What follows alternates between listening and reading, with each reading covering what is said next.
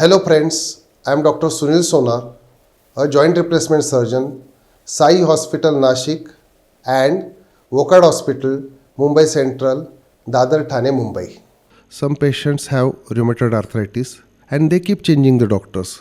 Sometimes they take Ayurvedic medicines, sometimes they take allopathy medicines, sometimes they take homeopathy medicines. So they don't get a proper course of medicines and then their joints get damaged and deform. Now see this lady. Now actually this is called a valgus deformity because the knee joints are bent in a opposite direction. Now see her x-ray. All the knee joints are deformed and there is no gap between the bones, so there is no cartilage. These are the post-operative x-rays. We have realigned the knee joints.